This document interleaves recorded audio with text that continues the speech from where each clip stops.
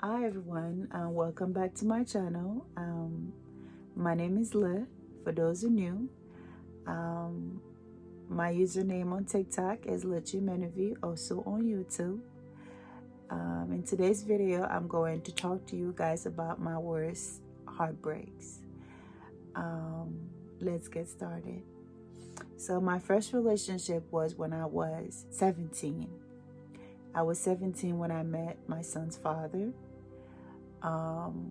So we were both young, happy, and joyful. So we're actually spent quite a time together. We've had bad experience, good moment, happy moment. We also had very interesting moment. Okay, so things got complicated when I got pregnant because my baby father did not want to have a baby at the time. He felt like he was not ready to have a baby.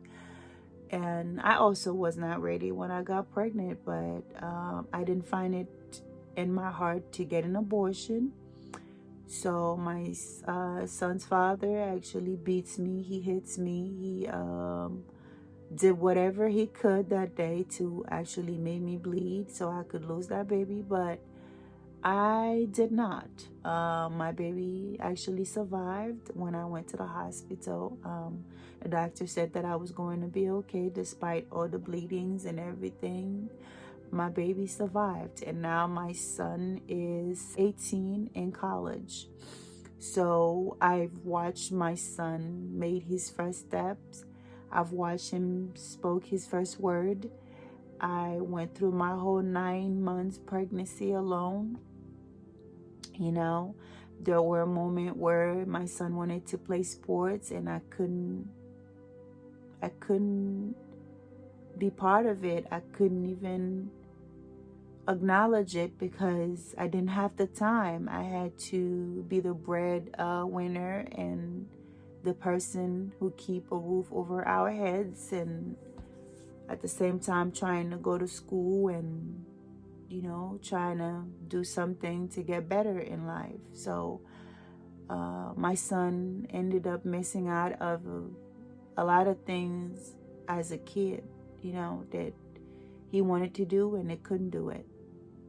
I didn't have a family member where that could actually watch my son, babysit my son. So he went through a lot with me as a single mom. But I'm grateful that I made a decision to keep him, because now he's my best thing that could ever happen to me. He's my joy. He's the one thing that made me proud. He's the one thing that made me feel like I have a purpose. He's the one thing that made me feel alive.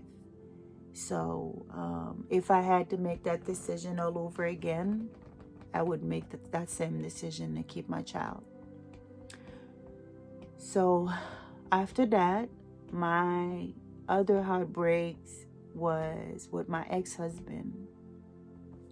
So I've met my ex-husband when my son was 4, 2008. I've met him in a very interesting place, but we fell in love. Our love story is very kind of like complicated and interesting, but we fell in love. We fell in love so hard that we were far away, but it's like we were always together. And none of us could resist each other. So after many years of visiting and getting together, we got married. And it didn't last long, but we did get married. We got divorced later because of many reasons. I've spent my entire life blaming myself for the divorce because I myself felt like I was not the best wife. My husband was kind of like very abusive. He was very introverted. But I still loved him, you know. Even after our divorce, I blame myself for what happened between us. I blame myself for our divorce. I blame myself for not being the wife that I was supposed to be. I blame myself for even his abusive manner or behaviors. I've blamed myself for everything. And recently, I've decided that I was going to give it a try with my ex-husband, and this is what happened. So, again, so you guys know, this is my third time pregnant for my ex-husband. I was actually pregnant for him twice before. Once was just our decisions to just get rid of the baby because we weren't ready. The second pregnancy was because he actually fought me. He put his hands on me and I lost the baby. Now again, we tried again, and this is what happened. He left me. Yeah, he left me again. He left me again. And this time I know that I don't gotta take any blame for that.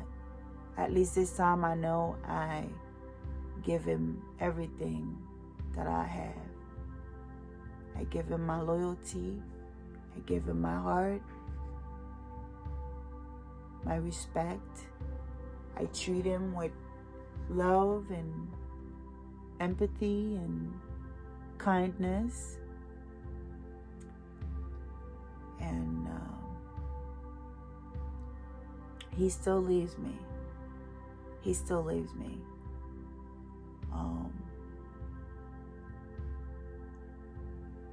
My husband decided that to give me a call and told me that he's done.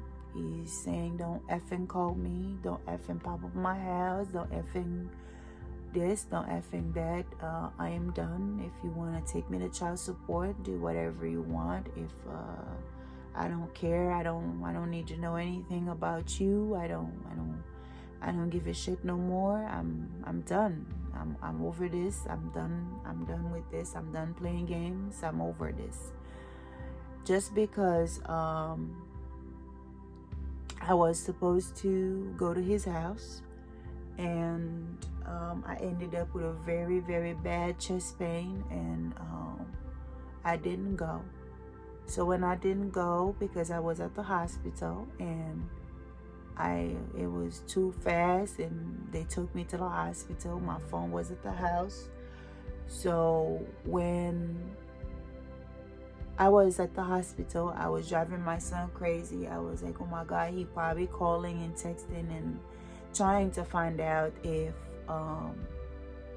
what's going on. And I'm here. I can't even let him know I left my phone. So my son actually drove to his house on his way going to get my phone. And my son said that he knocked on his door and stuff like that. He did not open, but he feels like he was there with somebody, but he just didn't open the door.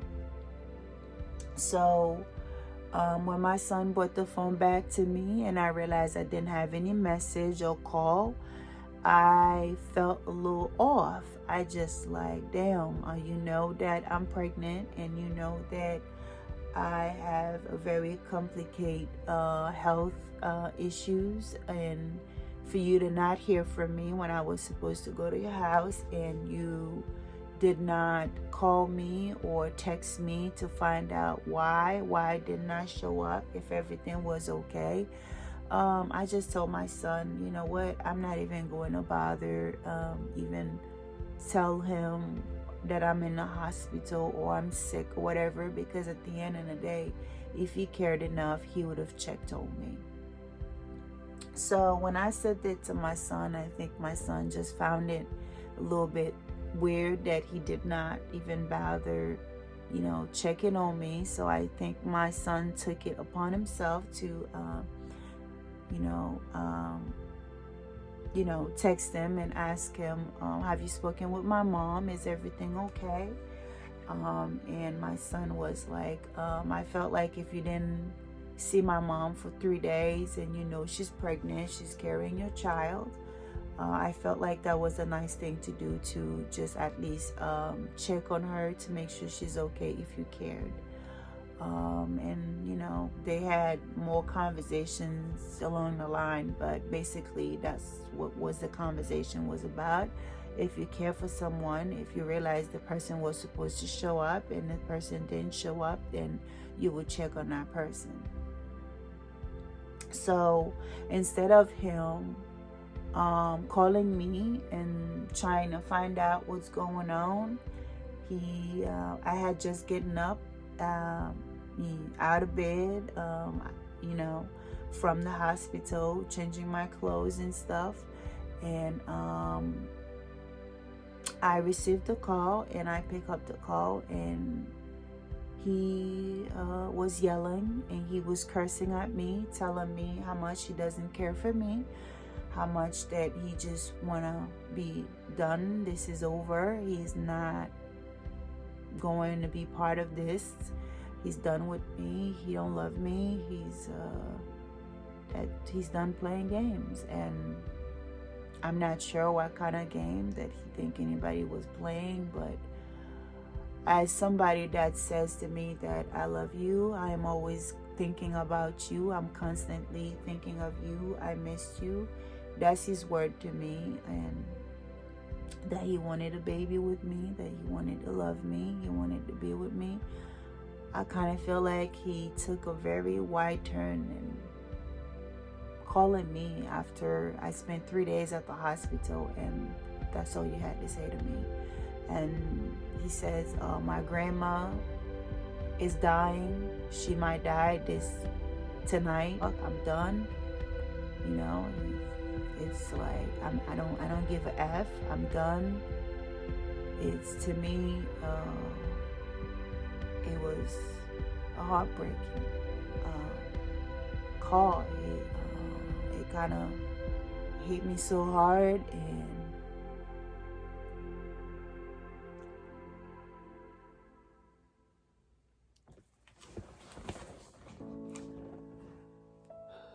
like I honestly don't know, guys.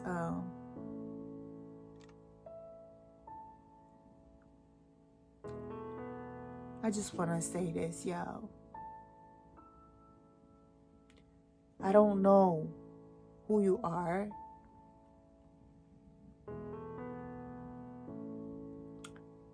I don't know where you're listening to this. I'm not sure about anything anymore, but what I'm going to say to you is that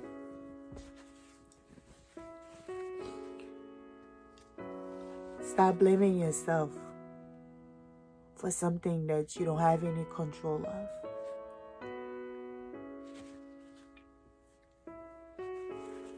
Stop taking the blame. And when somebody shows you that they don't love you, when somebody shows you that they don't care for you, believe them.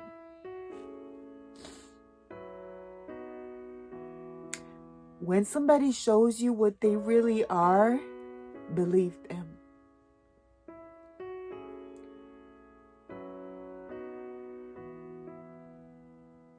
Don't ask why. Don't take the blame. Don't blame yourself. Do not blame yourself. Because sometimes it's not even you alone. We live in a broken world. A world filled of broken people. Heart-broken people. People with previous experience. People that have mommy, daddy issues.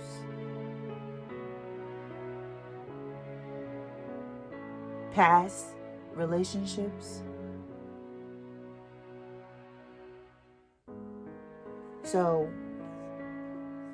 When two people are joined together to form a relationship, sometimes it could be two broken people trying to form a relationship that is perfect enough for the both of them. And sometimes it takes a lot of work for it to work. It takes a lot of understanding, communication, sacrifice, commitment,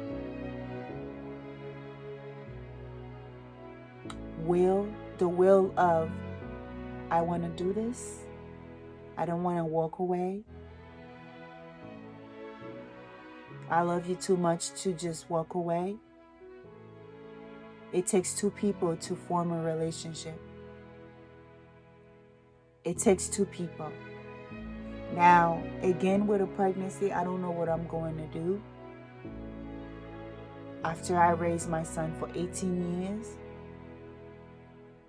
alone,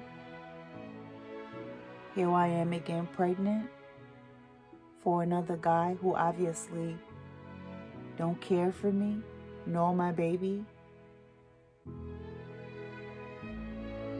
But what does that make me? Does it make me a bad person? Does it make me an idiot for letting it happen to me again?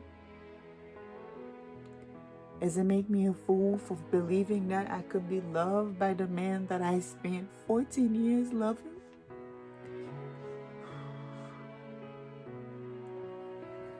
Does it make me a fool for belief that I could be with the man that I love from the bottom of my heart?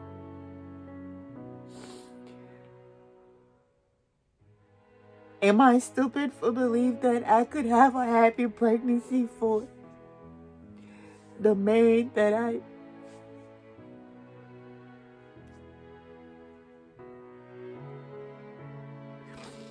I would give up everything in the world for? So if any of you can relate to a situation like that, don't just watch the video. Leave a comment down below. Show support.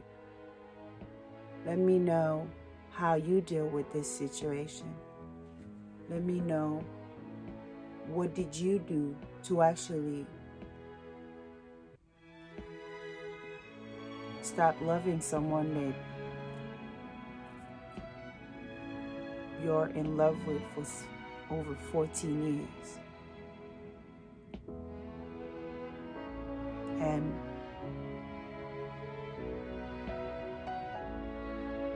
I would love to hear it. What's your story? Thanks for watching.